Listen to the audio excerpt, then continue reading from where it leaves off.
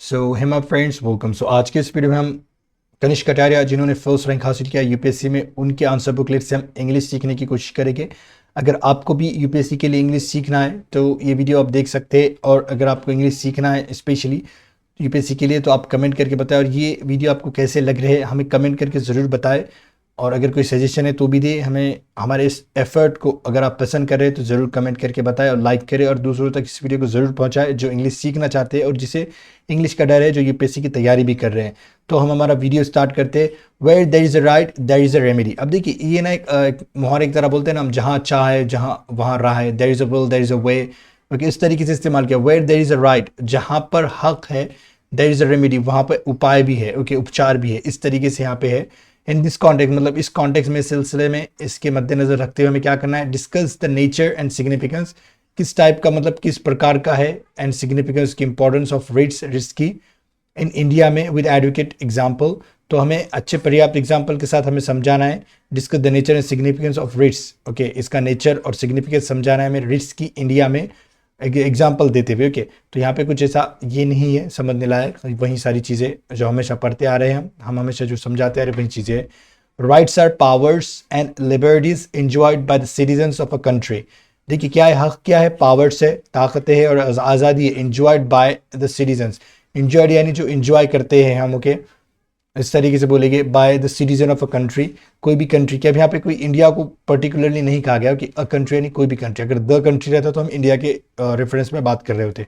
Rights are, बहुत सारे rights की बात की इसलिए हम आर का इस्तेमाल कर रहे हैं। पावर्स एंड लिबर्टीज, एक पावर नहीं बहुत सारे पावर्स, लिबर्टीज बहुत सारी आज़ादियाँ, enjoyed by the citizens, citizens के जरिए कोई भी कंट्री के। ओके, ऑफ अ कंट्री, किसी भी कंट्री के। इस तरीके से बोलेंगे हम।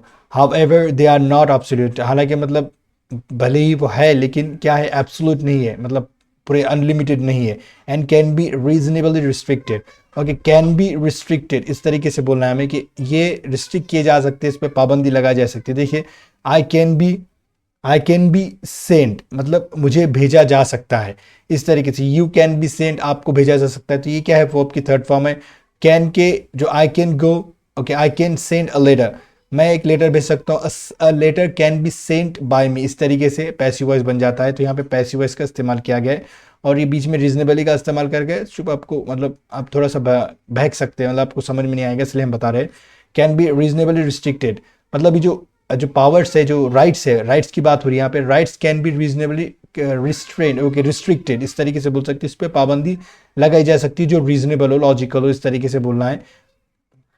फिर उसके बाद देखिए, if the restrictions are not reasonable, अगर रिस्ट्रिक्शन जो पाबंदियां लगाई जा रही है राइट पर आर नॉट रीजनेबल, बहुत सारे पाबंदियां इसलिए आर नॉट रीजनेबल, रीजनेबल नहीं है, तो देयर इज अ रेमेडी। सो क्या है, अब वहाँ एक रेमेडी नहीं है, इसके मायने चुप ऐसी सब्जेक्ट ना होता है तो हम लगाते हैं देयर का, देयर इज अ रेमेडी। तो हमारे पास उपाय भी है। To ensure they can't be embed, to ensure यानी सुनिश्चित करने के लिए, दे कांट बी यानी राइट्स कांट बी इम्बेड, यानी मतलब इम्बेड के माने यहाँ पे छीने नहीं जा सकते। जो कुछ चलते हैं कॉन्फ्लिक्ट वगैरह तो मिलिट्री आके, आपके मिलिट्री पावर जो आ जाती है, मिलिट्री में मिलिट्री का जो पावर बढ़ जाता है हमारे देश में, उस तरीके से किसी भी देश में उस तरीके से यहाँ पे इस्तेमाल किया गया। कान बी इम्बेड वही है जो रिस्ट्रिक्टेड की तरह इस्तेमाल, तो यहाँ पे कान बी इम्बेड का इस्तेमाल किया गया, वो आपकी थर्ड फॉर्म है। Okay, India has fundamental rights in part 3 of the constitution. Okay, so देखिए यहाँ पे क्या है, इंडिया के पास क्या है, कॉन्स्टिट्यूशन, सॉरी पार्ट 3 है कह में। ओके, इंडिया हैज, इंडिया के पास है fundamental rights in part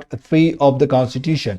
part 3 में क्या है, फंडामेंटल राइट्स है इंडिया के पास। Okay, in it under article 32 is the right to constitutional remedy. तो इसी में इन इट यानी कॉन्स्टिट्यूशन जो फंडामेंटल राइट दिया गया पार्ट 3 के कॉन्स्टिट्यूशन में, उसी में अंडर आर्टिकल, आर्टिकल के पास क्या है, आर्टिकल में 32 आर्टिकल में is the right to constitutional remedy.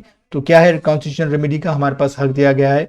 Which has 5 reads, जो जिसके पास है, मतलब विच हैज यानी इसकी बात कर रहे हैं कॉन्स्टिट्यूशनल जो रेमेडी है आर्टिकल 32 में, which has 5 rights. Okay, 5 reads, sorry 5 reads along with, okay, along with यानी साथ ही साथ, any other which the courts declare. Okay, which the courts declare मतलब और भी इसके साथ भी क्या है, एनी अदर, और कोई भी हो सकता है वो रीड्स, विच द कोर्ट्स, जो कोर्ट्स डिक्लेयर करे बता दे। Okay, supreme court can issue writs in India under article 32।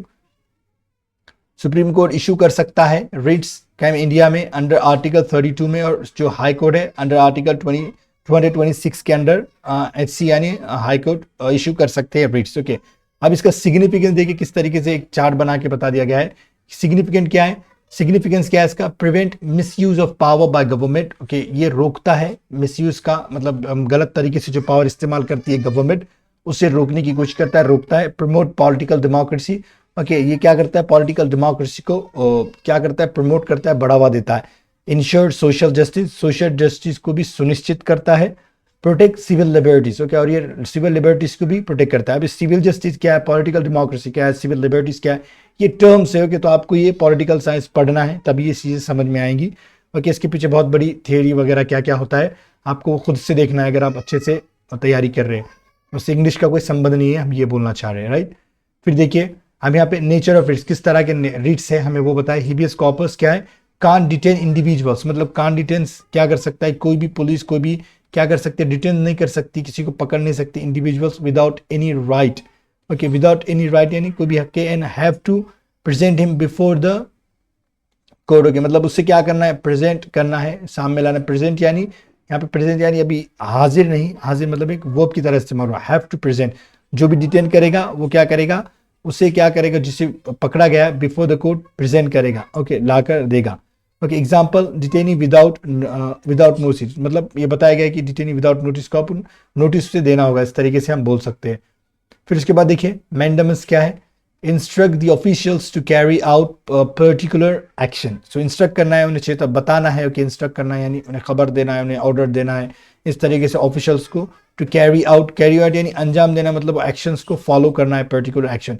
Asking metro to let a man travel. Okay, travel asking मतलब क्या है ना, पूछना है मेट्रो को कि to let a man travel. To let a man यानी देखिए हम ऐसे बोलते हैं ना, लेट हिम गो, उसे जाने दो, लेट हिम कम, उसे आने दो। सो उसी के to let a man travel, आदमी को यानी इंसानों को सफर करने दो, इस तरीके से हम बोल सकते हैं। लेट का इस तरीके से इस्तेमाल होता है। ओके, सर्शियरी क्या है, देखिए सर्शियरी इस तरीके से भी पढ़ा जाता है इसे। Prevent and cure any excess jurisdiction. Okay, एक और इसका देखो सर्शियरी भी पढ़ते हैं इसे ब्रिटिश एक्सेंट में, सर्शियरी अपने ऐसे सर्शियरी पढ़ते हैं शायद इंडिया में। Okay, prevent and cure. Okay, prevent रोकता भी और क्योर इसका उपचार भी करता है, मतलब कोई जख्म होता है तो हम बोलते हैं ना हमें क्योर चाहिए, शिफा चाहिए, उसमें वो जख्म ठीक हो जाए, उसी तरीके से रोकता है और क्योर भी करता है। एनी एक्सेस ज्यूरिसडिक्शन, एक्सेस यानी आपका जो अधिकार है, जितने सर्कल में अगर आप बाहर भी जा रहे हैं तो उसे एक्सेस ज्यूरिसडिक्शन कहेंगे। ओके, जैसे मुझे समझ में आ रहा है तो उसे कहेंगे, ये उसे भी रोकता है। प्रोहिबिशन क्या है, prevent a lower court to exercise jurisdiction outside its power. Prevent रोकता है किसे, अ लोअर कोर्ट को, जो भी कोर्ट नीचे होती है, जैसे सुप्रीम कोर्ट के नीचे कौन है, हाई कोर्ट, हाई कोर्ट के नीचे जो डिस्ट्रिक्ट कोर्ट होते हैं, ब्लॉक कोर्ट जो है कौन से है, वो वाली जो चेन है, उसके नीचे जो कोड है उसे रोकता है एक्सरसाइज ज्यूरिसडिक्शन, अपने अधिकार को एक्सरसाइज करने से आउटसाइड पावर, अगर उसको पावर के बाहर हो तो। ओके, तो को वारंट तो क्या है, देखिए demanding the proof of authority of any official. Okay, क्या करता है, डिमांड करता है प्रूफ ऑफ अथॉरिटी से, मतलब जो भी अथॉरिटी है, जो भी गवर्नमेंट काम कर रही है उसे। ओके, तो ऑफ एनी ऑफिशियल, किसी भी ऑफिशियल को वो क्या कर सकता है, प्रूफ के लिए बोल सकता है। In addition to these 5 other writs like deduration can also be exercised. Deduration है यहाँ पे, मतलब समर्पण का जो होता है, खुद को सरेंडर करना, can also be exercised, ये भी एक्सरसाइज किया जा सकता है। देखिए ये ना कुछ इसमें टर्म्स थे जो आपको खुद से पढ़ना है। ओके, जो पॉलिटिकल डेमोक्रेसी हमने देखे थे, सोशल जस्टिस, उससे कोई इंग्लिश का लेना देना नहीं। अगर आप उसके पीछे की स्टोरी समझोगे, कॉन्सेप्ट समझोगे, तभी आपको वो सारी चीज़ें समझ में आए। जो मुझे पता था हमने आपको बता दिए, और जो नहीं है आप खुद से ट्राई कर लेना। ओके, सो अगर आप अभी भी अब तक वीडियो देख रहे हैं तो हमें कमेंट करके ज़रूर बताएं कि आपने पूरा वीडियो देखा है नहीं, और लाइक करें और दूसरों तक ये वीडियो पहुंचाए ताकि उन्हें भी सीखने का, समझने का मौका मिले। और वीडियो देखने के लिए आपका बहुत बहुत शुक्रिया।